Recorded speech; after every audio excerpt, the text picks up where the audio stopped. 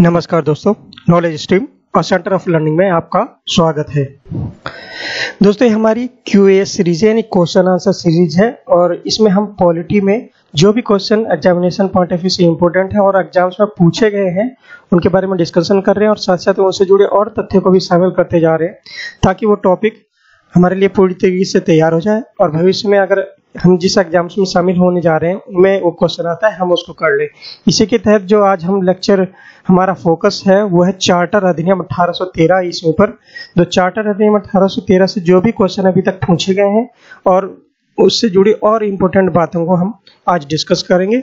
और ये बहुत महत्वपूर्ण एक्ट है। ये ब्रिटिश इंडिया कंपनी का जो शासन पीरियड था जो कि 1757 से 1857 के मध्य माना जाता है, उसी में एक बहुत इंपॉर्टेंट एक्ट था जिसने काफी बदलाव किए थे, जिसने ईस्ट इंडिया कंपनी के अधिकारों को भी सीमित कर दिया था।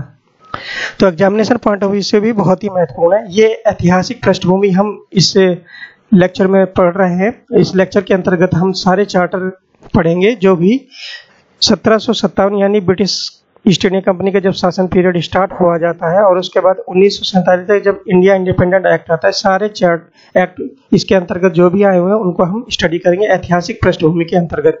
इससे पहले हमने भारत के जो संवैधानिक विकास है उससे रिलेटेड सारे क्वेश्चन हल किए हैं और उनसे जुड़े और तथ्यों को भी शामिल किए जो एग्जामिनेशन पॉइंट ऑफ व्यू से बहुत ही ज़्यादा जरूरी है। अगर आपने उनको नहीं देखा है तो नॉलेज स्ट्रीम की प्लेलिस्ट में ऐतिहासिक पृष्ठभूमि में जाकर जो है ना उनको देख सकते हैं। बहुत ही इंपॉर्टेंट है एग्जामिनेशन पॉइंट ऑफ व्यू से भी। तो इस ऐतिहासिक पृष्ठभूमि के अंतर्गत जो चार्टर अधिनियम 1813 है उसके बारे में जान लेते हैं और ये थर्ड लेक्चर है। बाकी लेक्चर आप नॉलेज स्ट्रीम की प्लेलिस्ट में जाकर देख सकते हैं। और लेक्चर स्टार्ट करने से पहले आपसे अनुरोध है कि नॉलेज स्ट्रीम चैनल को जरूर सब्सक्राइब कर लें और नेक्स्ट वीडियो की नोटिफिकेशन के लिए बेल आइकन जरूर दबा लें और इसको अपने दोस्तों के बीच में शेयर करना ना भूलें क्योंकि उनके लिए भी ये बहुत ही महत्वपूर्ण लेक्चर सीरीज साबित होगी और वो भी एग्जाम्स में बहुत ही बेहतर परफॉर्मेंस दे पाएंगे। चलिए स्टार्ट करते हैं आज के पहले लेक्चर से। ईस्ट इंडिया कंपनी अधिनियम जो कि 1813 को आया था को किस नाम से जाना जाता है, यानी ईस्ट इंडिया कंपनी अधिनियम 1813 का कोई और नाम भी होगा उसके बारे में क्वेश्चन है। ऑप्शन देख लेते हैं। ए चार्टर अधिनियम 1813, बी भारत परिषद अधिनियम 1813, सी विनिमयन अधिनियम 1813 या डी उपरोक्त में से कोई नहीं। तो ईस्ट इंडिया कंपनी अधिनियम 1813 को हम चार्टर अधिनियम 1813 के नाम से भी जाना जाता है, जैसा कि हमने थंबनेल में पढ़ा था। तो ये भी दूसरा बहुत ही महत्वपूर्ण नाम है। वो चार्टर अधिनियम 1813 बहुत ही प्रचलित है, उसकी जगह वो ईस्ट इंडिया कंपनी अधिनियम 1813 भी दे सकता है और उसके प्रावधान के बारे में पूछ सकता है। तो इन दोनों को ही याद रखना बहुत ही जरूरी है। तो इसका करेक्ट आंसर है चार्टर अधिनियम 1813। चलिए नेक्स्ट क्वेश्चन नंबर 2 की तरफ बढ़ते हैं।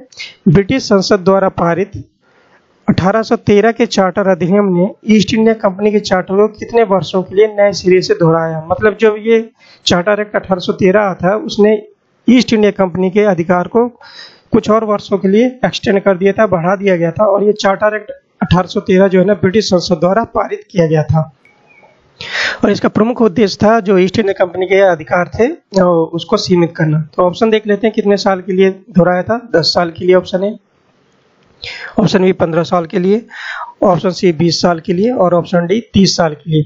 यहाँ मैं डिस्कशन करना जरूरी समझूंगा कि जो भी एक्ट आए थे ईस्ट इंडिया कंपनी के रूल के तहत, मतलब जो कि 1757 से 1857 के मध्य माना जाता है, तो उस बीच में जो भी एक्ट आए हैं उनका जो चार्टर था वो 20-20 साल के लिए बढ़ाया गया था। जो भी महत्वपूर्ण एक्ट की हम बात करते हैं, चाहे हम रेगुलेटिंग एक्ट 1773 की बात करें, उसके 20 साल बाद आया एक्ट 1793 और उसके 20 साल बाद आया एक्ट 1813 जिसे चार्टर एक्ट 1813 जो हम पढ़ रहे हैं, और इसके 20 साल बाद आएगा चार्टर एक्ट 1833 और उसके भी 20 साल बाद आएगा चार्टर एक्ट 1853। इसके पश्चात 1858 का जब गवर्नमेंट ऑफ इंडिया एक्ट आया था तो उसमें ईस्ट इंडिया कंपनी के खत्म करके क्राउन का अधिकार आ गया था। तो उसके बाद की जो एक्ट है उनके बारे हम बाद में पढ़ेंगे, लेकिन जो ईस्ट इंडिया कंपनी के पीरियड के तहत जितने भी एक्ट आए वो 20-20 साल के लिए उनको एक्सटेंड किया गया था। तो इसका करेक्ट आंसर है ऑप्शन सी 20।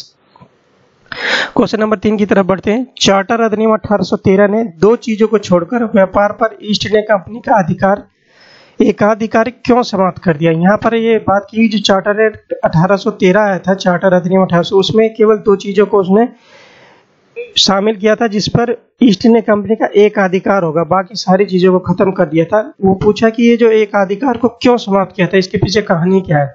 हम चार्टर एक्ट 1813 के बारे में पढ़ लेते हैं, लेकिन ये हमें पता नहीं रहता है कि इस एक्ट ने ईस्ट इंडिया कंपनी के एकाधिकार को क्यों समाप्त किया था, एक्सेप्ट दो चीजों को छोड़कर। वो हम पढ़ेंगे नेक्स्ट क्वेश्चन में जब आएंगे कि क्या क्या चीजें थी।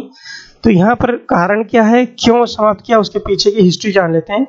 पहला क्या है कारण, नेपोलियन बोनापार्ट ने 1806 के बर्लिन डिक्री और 1807 के मिलान डिक्री को लागू किया था, जिसने क्या किया था कि यूरोपीय देशों में ब्रिटिश सामानों को आयात को मना कर दिया था, और इसको एक नाम दिया गया था, यूरोप में कॉन्टिनेंटल सिस्टम कहा जाता है।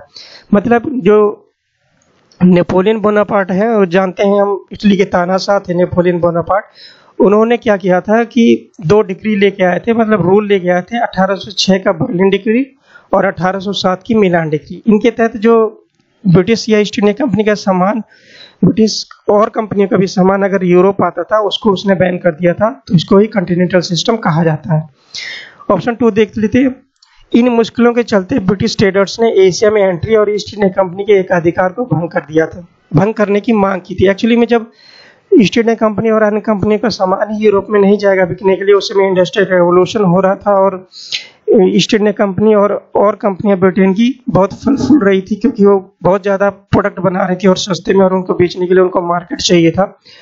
अगर नेपोलियन बोनापार्ट ने कॉन्टिनेंटल सिस्टम लगा दिया था तो उनके लिए मुश्किलें बढ़ गई थी कि वो सामान कहाँ पर बेचें। इसी केस में उन्होंने जो ब्रिटिश गवर्नमेंट थे उससे जो है ना, उन्होंने अपील की थी कि हमें एशिया में एंट्री दी जाए, क्योंकि एशिया एक बहुत बड़ा मार्केट था, और भारत और साउथ ईस्टर्न एशिया की अगर हम पूरा बात करते हैं, और ईस्ट इंडिया कंपनी का चूंकि वहाँ एकाधिकार था, उसके अलावा और कोई व्यापार नहीं कर सकता था, उसके एकाधिकार को भंग करने की मांग की और ब्रिटिश ट्रेडर्स ने, जो कि ईस्ट इंडिया कंपनी के अलावा और बहुत सारी कंपनी थी।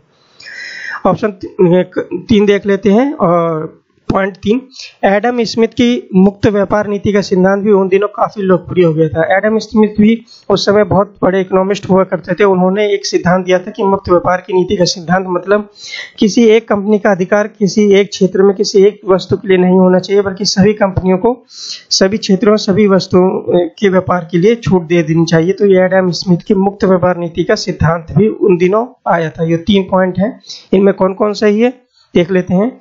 ऑप्शन ए है केवल 1 सही है, ऑप्शन बी केवल 1 और 2 सही है, ऑप्शन सी 1 और 3 सही है, और ऑप्शन डी सब सही है।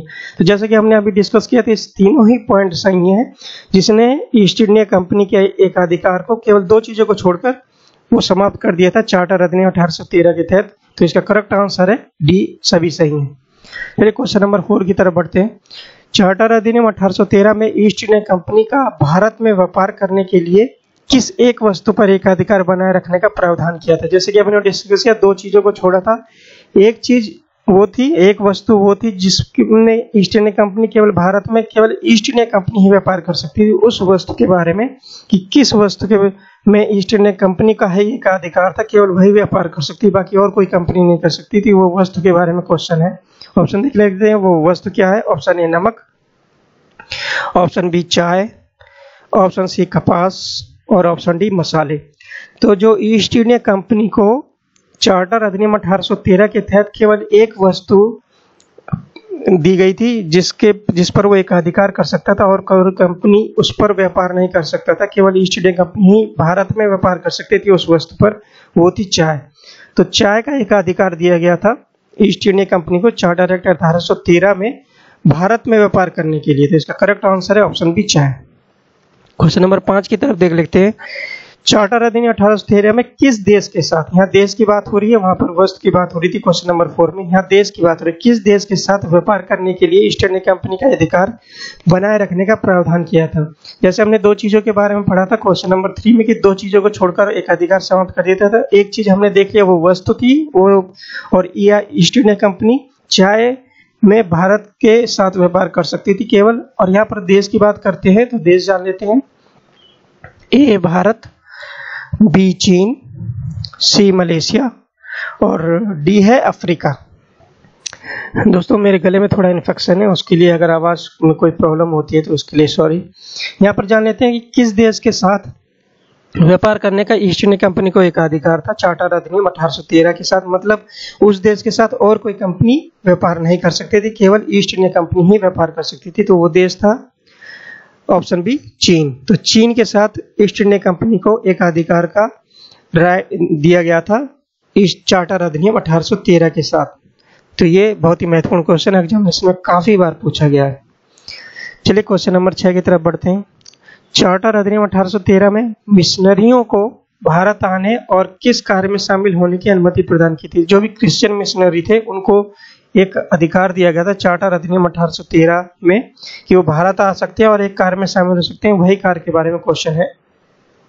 ऑप्शन ए शिक्षा में, ऑप्शन बी व्यापार में, ऑप्शन सी धर्म परिवर्तन में और ऑप्शन डी पर्यटन में। तो जो चार्टर अधिनियम 1813 था उसके तहत मिशनरी भारत आ सकते थे और उनको धर्म परिवर्तन का अधिकार दिया गया था। मतलब जो यहाँ के बैकवर्ड एरियाज थे वहां पर जाकर वो उनको क्रिश्चियन में कन्वर्ट कर सकते थे, यानी रिलीजियस प्रोसेलिटाइजिंग एक्टिविटीज जिसे धर्म परिवर्तन का कार्य बोला जाता है, उसको अनुमति दी गई थी। तो इसका करेक्ट आंसर है ऑप्शन सी धर्म परिवर्तन। बहुत ही महत्वपूर्ण क्वेश्चन है, कई बार एग्जाम्स में पूछा गया है। क्वेश्चन नंबर 7 क्या है? चार्टर अधिनियम 1813 के बारे में सही कथन चुने। कथन क्या है? इस अधिनियम ने स्थानीय सरकारों को उच्चतम न्यायालय के क्षेत्राधिकार के अधीन व्यक्तियों पर कर लगाने का अधिकार दिया था। 2 क्या है? चार्टर अधिनियम 1813 ने पहली बार स्पष्ट रूप से भारत में ब्रिटिश क्षेत्रों की संवैधानिक स्थिति को परिभाषित किया था। ऑप्शन देख लेते हैं। केवल 1 सही है, ऑप्शन बी केवल 2 सही है, ऑप्शन सी 1 और 2 दोनों सही है और ऑप्शन डी अप्रोक्स में से कोई नहीं। तो चार्टर अधिनियम 1813 था, उसमें एक राइट दिया गया था ईस्ट इंडिया कंपनी को, वो कर लगा सकती है। लेकिन कहाँ पर? जो भी उच्चतम न्यायालय के क्षेत्राधिकार उस समय आ रहे थे। हमने पढ़ा है कि जो रेगुलेटिंग एक्ट 1773 था उसके तहत कलकत्ता में एक उच्चतम न्यायालय की स्थापना की गई थी और वो स्थापना की गई थी 1774 में, यानी नेक्स्ट ईयर। और सर एलिजा इम्पे पहले उसके सुप्रीम कोर्ट के जज बनाए गए थे और उनके साथ 3 और जजों को भी शामिल किया गया था। ये टोटल 4 जज थे और जो मुख्य न्यायाधीश थे वो सर एलिजा इम्पे थे। तो उस कलकत्ता न्यायालय के अंतर्गत जो भी क्षेत्र आते थे उनमें जो भी लोग रहते थे उन पर कर लगा सकते थे ईस्ट इंडिया कंपनी। ये अधिकार दिया गया था चार्टर अधिनियम 1813 के तहत। और चार्टर अधिनियम 1813 ने पहली बार ये भी स्पष्ट किया था कि कौन सा क्षेत्र ईस्ट इंडिया कंपनी के क्षेत्र है, उनको मार्क भी किया था और उनके नाम समेत उनको मेंशन भी किया था इस एक्ट में। तो बेसिकली वो कॉन्स्टिट्यूशनल पोजीशन जो है ना ईस्ट इंडिया कंपनी के उन क्षेत्रों में उनको निर्धारित किया था। तो ऑप्शन 2 भी इसका सही है। तो करेक्ट ऑप्शन है दोनों, 1 और 2 दोनों सही है। Option C is right. चलिए नेक्स्ट क्वेश्चन नंबर 8 की तरफ बढ़ते हैं। चार्टर अधिनियम 1813 के प्रावधान के अनुसार कंपनी को भारतीयों की शिक्षा पर हर साल कितने रुपए निवेश करना था? चार्टर एक्ट 1813 में एक प्रोविजन था कि उसको जो भारतीय हैं उनकी शिक्षा पर ध्यान देना है और एक रेस्पॉन्सिबिलिटी भी लेनी है भारतीयों की शिक्षा को इम्प्रूव करने के लिए और उनको शिक्षित करने के लिए। ऑप्शन देख लेते हैं कितने रुपए का उसमें प्रोविजन किया गया था। रुपए 1 lakh option A, option B रुपए 2 लाख, ऑप्शन सी रुपए 3 लाख और ऑप्शन डी 4 लाख। तो यहाँ पर जो मेंशन किया गया था, अमाउंट मेंशन किया गया था कि ईस्ट इंडिया कंपनी को इतने रुपए खर्च करने हैं एजुकेशन के लिए भारतीयों की, लेकिन ये प्रोविजन कभी लागू ही नहीं हुआ, केवल पेपर में ही रहा।